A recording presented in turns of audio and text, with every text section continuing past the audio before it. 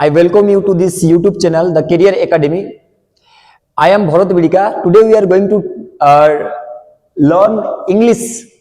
मैं इंग्लिश पढ़ाता हूं यहाँ पे और हम आज ना इंग्लिश के बारे में कुछ सीखेंगे। आप सबको पता होगा बोर्ड एग्जाम बहुत ही नजदीक आ चुकी है और आप सबका पास भी शायद टाइम नहीं होगा, इंग्लिश को इतना टाइम आप नहीं दिए हुए होंगे। आज जो क्लास में पढ़ाऊंगा ना बहुत ही छोटे से, आपको ज्यादा नहीं, सिर्फ और सिर्फ 10 मिनट देखोगे तो आपका 10 मार्क ऐसे ही मिलने वाला है। ध्यान में रखो, सिर्फ और सिर्फ आपका 10 मिनट समय जो होगा आपको 10 मार्क देके जाएगा। इसीलिए इस वीडियो को शुरू से लेकर के अंत तक जरूर देखना और आपको कॉपी और पेन लेकर के बैठ के उसको थोड़ा प्रैक्टिस भी कर लेना है, ठीक है। और नीचे मैं पीडीएफ भी आपको दे दूंगा कि आप प्रैक्टिस भी कर सकते हो, प्रैक्टिस क्वेश्चंस भी दे दूंगा। चलो हम शुरू करते हैं आज के चैप्टर जो है राइटिंग के बारे में। आप सबको पता होगा इंग्लिश में 3 भाग में सारे सिलेबस को डिवाइड किया गया है, ठीक है। सीबीएसई की पैटर्न के अनुसार 3 भाग में डिवाइड किया गया है। क्या पहला जो है पैसेज, दूसरा राइटिंग और ग्रामर और तीसरा जो है लिटरेचर। आज हम लिटरेचर छोड़ के हम राइटिंग के बारे में प्रैक्टिस करेंगे और राइटिंग में हम देखेंगे जो राइटिंग में जो सारे आता है। आप सबको पता होगा लेटर टू एडिटर एक आता है और एक लेटर राइटिंग और एक एनालिटिकल पैराग्राफ आती है। उन सारी चीजों के बारे में आज हम पहले इस क्लास में, in this class today we are going to learn about the formal letter writing. What are the process, what are the format and how can you get most full mark? We can say like 5 mark out of 5, how can you get? That's what we will do. Today I'm going to teach you and also show you the tips and techniques so you can remember that and you can apply that in your examinations. Let me tell you first, देखो actually formal letter होती क्या है। Formal letter का मतलब जो होता है बहुत ही, हम जैसे बातचीत करते हैं ना ऐसे नहीं बोल सकते, हम थोड़ा बहुत ही लहजे से लोगों को बताना होता है और ये ज्यादातर ऑफिसों में लिखा जाता है। समझ में आ रही है? तो फॉर्मल लेटर लिखने का एक तरीका होती है और तरीका क्या है उसमें कुछ इंपॉर्टेंट पॉइंट में लिखा हूं, इंपॉर्टेंट पॉइंट में दिखा रहा हूं, थोड़ा देख लो। एक क्या होता है, बहुत ही पोलाइट लैंग्वेज इस्तेमाल होता है, बहुत ही सिंपल होता है और एवरीडे लैंग्वेज हम इस्तेमाल करते हैं ताकि जो हम बोलना चाहते हैं ना वो बहुत ही क्लियर होनी चाहिए। बस इतना ध्यान रख लेना, क्या होनी चाहिए, बहुत ही पोलाइट होनी चाहिए और बहुत ही सिंपल होनी चाहिए और जो लैंग्वेज हम बोलना चाहते हैं, जो मैसेज हम देना चाहते हैं ये बहुत ही क्लियर होनी चाहिए, पहला। दूसरा क्या है, आपको अवॉइड करना है क्या, जैसे कि एब्रिविएशन। बहुत सारे बच्चे, आप तो जेनजी जनरेशन का हो तो आपको तो ऐसे जैसे कि कोई वर्ड लिखना होता है तो जैसे कि एटसेट्रा को हम ईटीसी लिख देते हैं, ओके, एमपी को एमपी ऐसे लिख लेते हैं, ऐसे नहीं लिखना होता है। ऐसे एब्रिविएशंस जो होते हैं ना, ऐसे चीजों को अवॉइड करना होता है, keep it in your mind. ऐसे जो एब्रिविएशंस जो होते हैं ना उन सारी चीजों को अवॉइड करना है और केयरफुल। आप जो भी इंफॉर्मेशन, जो सवालों में जो इंफॉर्मेशन दिया गया होगा उस इंफॉर्मेशन को आपको गहराई से थोड़ा अच्छे से क्वेश्चन पढ़ना है। क्वेश्चन में क्या पूछा गया है उसके अनुसार हमको जवाब लिखना है। हम जो भी आ गया, whatever you know, if you want to write all this thing then it takes lot of time, आपका बहुत सारे समय जाएगा उसमें। उसी के साथ साथ आपका जो पेशेंस होगा आपकी, क्योंकि लिटरेचर पेपर जो होता है बहुत लेंदी होती है, हमको जो भी आता है ऐसे लिखोगे तो बहुत समय जाएगा। इसीलिए ना बहुत ही केयरफुल होना है और इंफॉर्मेशन जो प्रोवाइड किया गया है उसमें स्टिक करके रहना है। ओके, ये हो गया। अब चौथा चीज देखो, द मोड ऑफ जो एड्रेस, नेम ऑफ सेंडर और रिसीवर। जैसे कि एड्रेस दिया जाता है ना, जो सेंडर की एड्रेस, जो रिसीवर की एड्रेस और जो लेटर का टाइप, ठीक है, ये सारे आपकी क्वेश्चन के अनुसार लिखना है। आपको अगर कोई कुछ नहीं दिया गया है तो आप XYZ ऐसे लिख सकते हो, ठीक है, XYZ लिख सकते हो, लेकिन आप क्या नहीं करोगे उसमें, आपकी मनमर्जी, आपका खुद का नाम, आपका भाई का नाम, बहन का नाम, ऐसा कुछ नहीं डालोगे। समझ में आ रही है? ये ध्यान में रखना है। अब जो लास्ट पॉइंट देखो, clear and exact description of the articles required with the expected quality and quantity should be listed when writing a letter for placing an order. देखो कभी कभी ऑर्डर प्लेस करने के लिए भी हम लेटर लिखते हैं। ऐसे बहुत सारे जो लेटर होता है ना उसमें जो सारे क्वालिटी एंड क्वांटिटी के बारे में यहाँ पे बात कर रहे हैं, मतलब जो चीज बताया गया है, जो चीज बोला गया है और उसको हम डिस्क्रिप्टिव की फॉर्म में अच्छे से हमको लिखना होता है, ये आपको ध्यान रखना है। नेक्स्ट देखो उसका फॉर्मेट क्या होता है। फॉर्मेट कभी भी जब हम लेटर की फॉर्मेट में, आपको याद रखो 8 चीज आपको याद रखना है, ठीक है। 8 चीज में पहला नंबर वन जब फॉर्मेट के बारे में बताएंगे तो नंबर 1 जो होता है सेंडर की एड्रेस। क्या आता है? सेंडर की एड्रेस लिखना होता है। नंबर 1 क्या होता है? सेंडर की एड्रेस लिखना होता है। ठीक है, जब सेंडर के एड्रेस तुम लिखते हो, यहां पे देखो मैं एक एग्जांपल के तौर पे दिखाया हूं। कैसे? देखो, अगर कोई मान लो D285 एक पर्टिकुलर व्यक्ति की घर की नाम है, घर की एड्रेस है, और ये कहां पे स्थित है? आनंद विहार।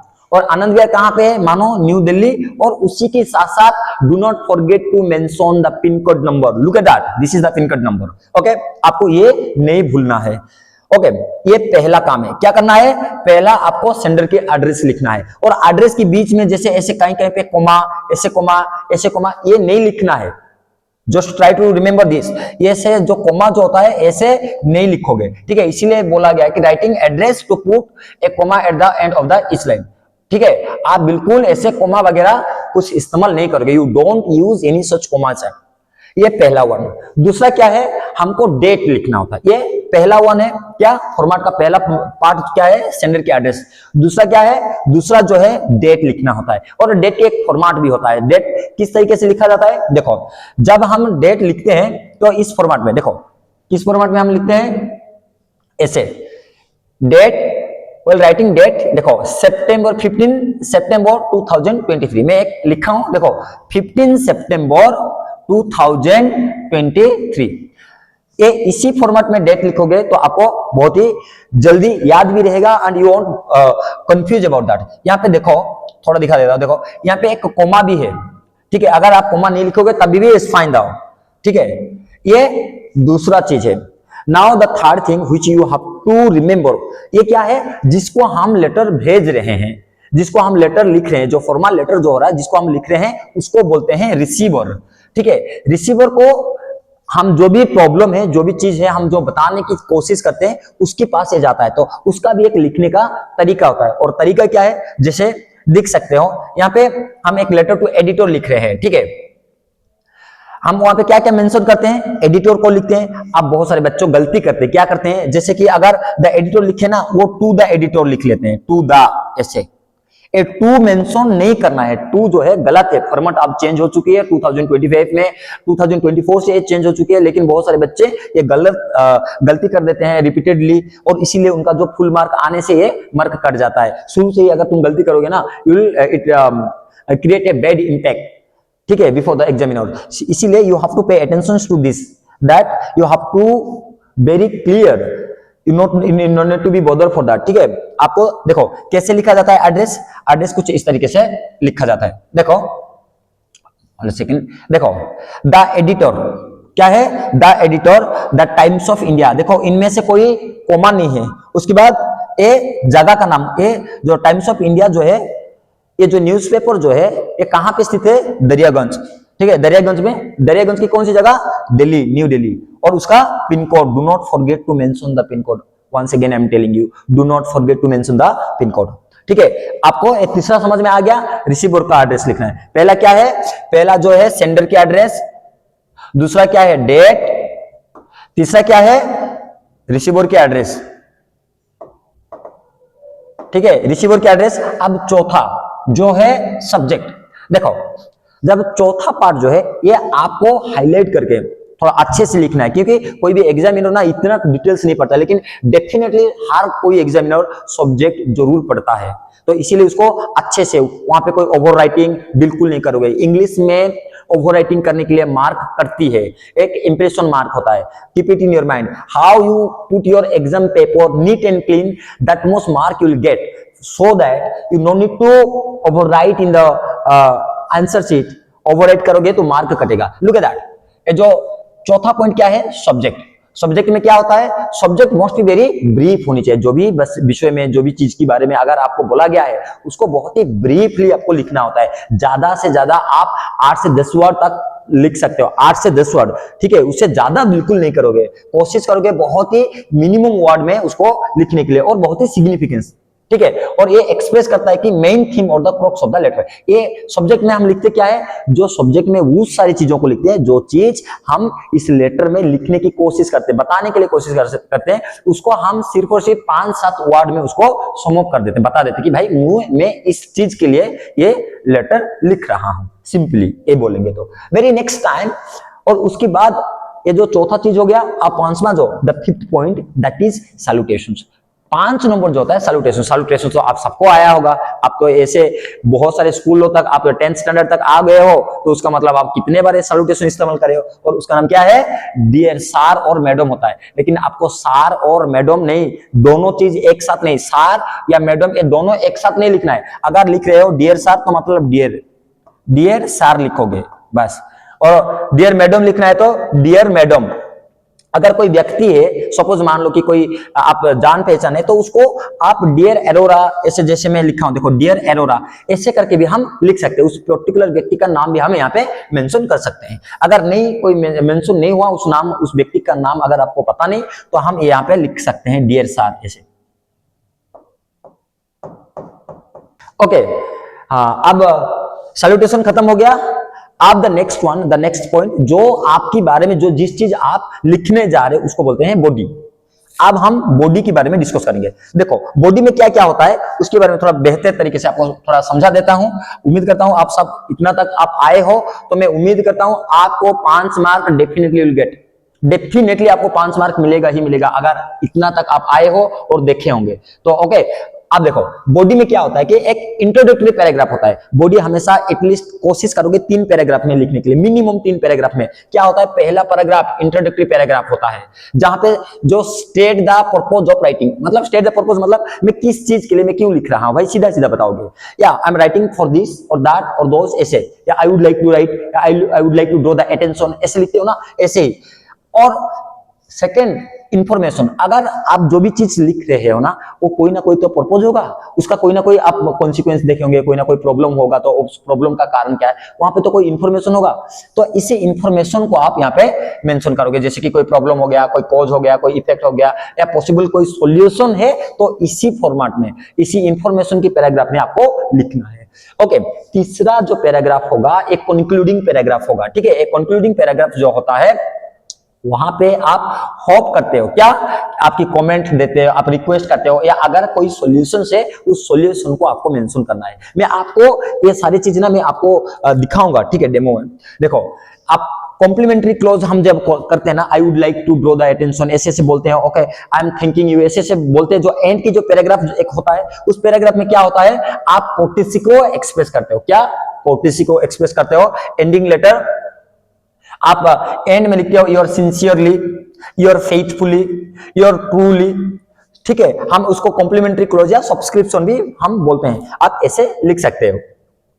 ठीक है, for editor you can write like sincerely. ये सिंसियरली जो होता है एक बहुत ही फॉर्मली हम व्यक्ति को बताने के लिए लिखते हैं। ठीक है, समझ में आ गई। अब देखो नेक्स्ट। ओके, आप देखेंगे जो मैं आपको 6 चीज जो बताया था। अब एक क्वेश्चन को प्रैक्टिस करते हैं। ठीक है, ये क्वेश्चंस देखो, इस क्वेश्चंस को हम प्रैक्टिस करेंगे, ए नंबर क्वेश्चंस को। ठीक है, इस नंबर को क्वेश्चन को प्रैक्टिस करके हम देखेंगे कि एक्चुअली एक लेटर कैसे लिखा जाता है। देखो एक क्वेश्चंस क्या है, क्वेश्चन ये बोलता है कि write a letter in 100 to 120 words. 100 से 120 वर्ड में आपको लिखना है। और किसको लिखना है, letter to the editor of Times of India. Okay, that to the editor of the Times of India Delhi, Delhi में। एंड किस चीज के लिए लिखना है, हमारे सब्जेक्ट क्या होगा, expressing your concern about the urgent need to save the river. किस चीज के लिए, अर्जेंट नीड। ठीक है, अर्जेंट नीड है हमारी concern, urgent need to save the river. जब नदी खराब होती है ना तो सब कुछ खराब हो जाता है, पानी हमको नहीं मिल सकता है, ये सारे प्रॉब्लम होता है। तो उसी कारण को हम हाईलाइट करके हम लिखेंगे एक लेटर टू एडिटर। और उसी के साथ साथ ये क्वेश्चन ये भी बोला गया है कि सजेशन आपको देने के लिए, suggest some way to improve the situations.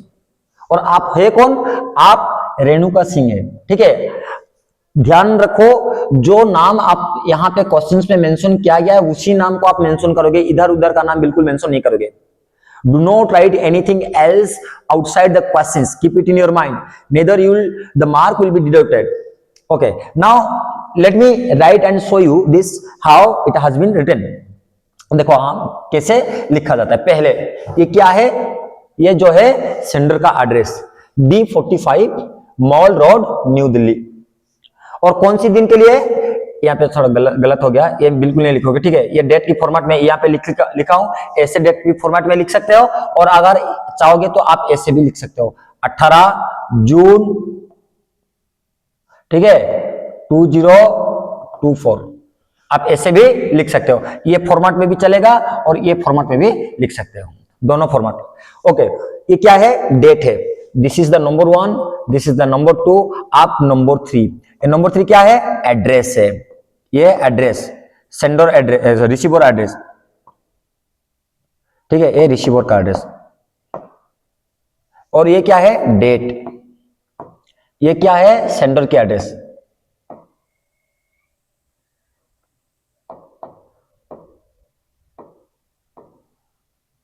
देखो, सेंडर के एड्रेस में तुम्हारा नाम नहीं, सिर्फ और सिर्फ आपके एड्रेस लिखना चाहिए, ठीक है। और उसी के साथ साथ आप देखो, द लेटर टू एडिटर में हम क्या क्या लिखते हैं, द एडिटर, यहां पे टू द एडिटर नहीं लिखोगे, ऐसे बिल्कुल नहीं लिखोगे, ये गलत होती है। ऐसे ही the editor, Times of India, ठीक है, बहादुर शाह जफर मार्ग, न्यू दिल्ली, बस ये रिसीवर की एड्रेस हो गया। उसके बाद हमको चौथा क्या है, नंबर 4, दैट इज सब्जेक्ट। हमको सब्जेक्ट लिखना है। सब्जेक्ट क्या है, सब्जेक्ट यहां पे मैं बोला था अंडरलाइन करके, urgent need to save our rivers. हमारी जो नदियां हैं, उन सारी नदियों को इंस्टेंटली, अभी तुरंत, ये अर्जेंट है आपको सेव करने के लिए, आप एडिटर को एक लेटर लिख रहे हैं, ठीक है। ऐसे लिखा जाता है सब्जेक्ट, ऐसे बहुत ही छोटे वर्ड पे, बहुत ही क्लिप्सी करके, मतलब ज्यादा हो सकता है तो 5 से 6 वर्ड में उसको समाप्त करो, ठीक है। बहुत ही छोटे रखोगे तो बहुत अच्छा होगा, ताकि एग्जामिनर को भी ये पढ़ने के लिए बहुत ही क्विक समय मिलेगा और ये टाइम टेकिंग नहीं होगा, ठीक है। नेक्स्ट देखो, ये सैल्यूटेशन है, ठीक है। मैं यहाँ पे इसीलिए लिखा हूं क्योंकि डियर सर और मैडम, यहाँ पे मुझे पता नहीं, अगर वहां पे दिया होगा तो डियर सर है तो डियर सर लिखोगे, मैडम है तो मैडम लिखोगे, एक ही लिखोगे, दोनों बिल्कुल नहीं लिखोगे। अब देखो, उसके बाद हमको क्या क्या और लिखना है। आप लेटर टू एडिटर जो है, उसको आप ऐसे शुरुआत कर सकते हो, through the column of your stream daily, या जैसे डेली हो गया, स्ट्रीम न्यूज़पेपर भी आप मेंशन कर सकते हो, ठीक है। डेली को जो यहाँ पे डेली बोला गया है, न्यूज़पेपर को ही यहाँ पे एड्रेस कर रहे हैं। Okay, I wish to draw the attention of the general public towards the pathetic condition of our river. ये किसके लिए, ये न्यूज़पेपर के जरिए लोगों को ये अवेयर करने के लिए लिखा जा रहा है। ये किसकी अटेंशन ड्रॉ करने के लिए, पब्लिक की अटेंशन ड्रॉ करने के लिए, जनरल पब्लिक के लिए ये अटेंशन ड्रॉ करना चाहता है, तो इसीलिए ये लिख रहे हैं। ओके, आपको मैं बताऊंगा, नदी में ज्यादातर कौन लोग पोल्यूशन करते हैं, नदी को हम ही करते हैं, जनरल पब्लिक है, तो इसीलिए जनरल पब्लिक की अटेंशन ड्रॉ करना जरूरी है। देखो, अब ये नेक्स्ट पॉइंट में, इस पॉइंट में देखो, इस पैराग्राफ तक में देखोगे तो आपको पता चलेगा, यहाँ पे क्या, ये जो बॉडी का सेकंड पार्ट है, इंफॉर्मेशन यहाँ पे लिखा गया है, ठीक है। ये इंट्रोडक्टरी पैराग्राफ है, क्या है, इंट्रोडक्टरी,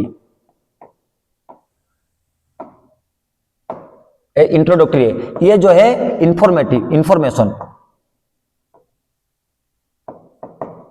ये इंफॉर्मेशन है, ठीक है। देखो, इंफॉर्मेशन में क्या, in India rivers are considered holy and worshipped.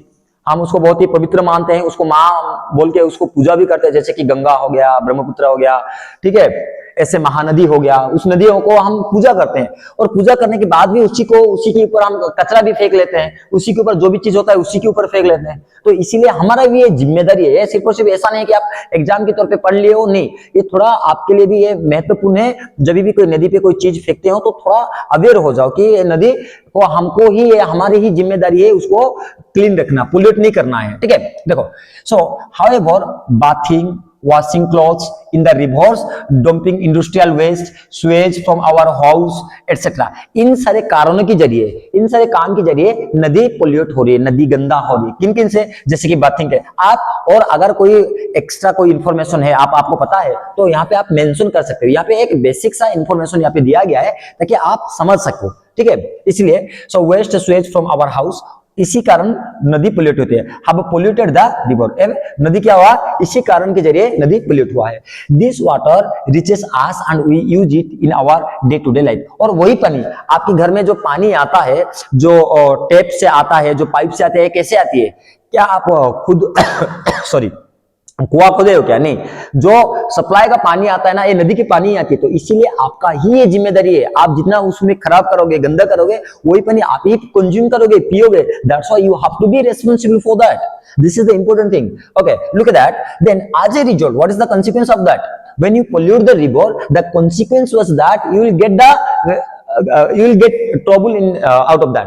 So that as a result of this, the change of toxin and disease causing germs entering our body in huge quantity. So that in addition to this, contaminated river waters, पानी में बहुत सारे contaminated होगा, बहुत सारे ऐसे disease होता है, is a threat to planet plants and animal. ये सिर्फ और सिर्फ ह्यूमन बींग के लिए नहीं, ये प्लांट के लिए भी घातक हो सकता है और एनिमल के लिए भी घातक हो सकता है। Therefore there is a desperate, ठीक है, there is a desperate need to save our river. इसीलिए नदी को सेव करना हमारा ये जिम्मेदारी है, हमारा ये जिम्मेदारी है। Keep it in your mind, ये हमारी जिम्मेदारी है, ठीक है। इसमें हम क्या लिखे हैं? यहाँ पे इंफॉर्मेशन लिखे हैं, सिंपली इंफॉर्मेशन है। नेक्स्ट देखो, ये तीसरा पैराग्राफ है। इस तीसरा पैराग्राफ में हम हमारी जो सॉल्यूशन है उसको हम यहाँ पे लिखेंगे। The need of the our is efficient Suez disposal process. हमको पहला क्या है? पहला एफिशिएंट डिस्पोजल, ठीक है, स्वेज डिस्पोजल करना जरूरी है। ये एक सजेशन क्वेश्चंस में बोला गया था ना, सजेशन देने के लिए, तो आपका ये पहला सजेशन दे रहा है। और दूसरा क्या है? Spreading awareness about this in extremely important. देखो, spreading awareness is very very important, ये एक दूसरा सजेशन है। और तीसरा ये क्या बोल रहा है? I hope I was able to put my point across and that the readers will take appropriate action to save our river. और ये बोल रहा है, आखिर में ये बोल रहा है कि मैं उम्मीद करता हूं कि मैं जो सारे पॉइंट कवर करा हूं, जो सारे मैं लिखा हूं, सारे लोगों को ये समझ में आएगा और ये बेहतर होगा। ये इसीलिए आई होप, देखो एक खुद की वर्ड है, वर्डिंग यही इस्तेमाल कर रहे हैं। और इसमें देखोगे कोई भी बोम्बेटिक वर्ड्स या बहुत ही जागरण वर्ड यहाँ पे लिखा नहीं गया है, बहुत ही सिंपल वर्ड, बहुत ही सामान्य सी वर्ड में यहाँ पे लिखी गई। So keep it in your mind, make the writing very crispy and बहुत ही क्लियर, बहुत ही सिंपल लैंग्वेज इस्तेमाल करोगे ताकि एग्जामिनर आपकी लेटर को अच्छे से पढ़ पाए, वो वही मार्क देने वाला होता है, ठीक है। देखो आखिरकार ये तो तीसरा पैराग्राफ हो गया। लास्ट में हम जो कंक्लूजिंग नोट लिखते हैं, ऐसे लिखते हैं, थैंकिंग यू, ठीक है, उस व्यक्ति को धन्यवाद देते हैं, उसको हम सब्सक्रिप्शंस बोलते हैं, ठीक है।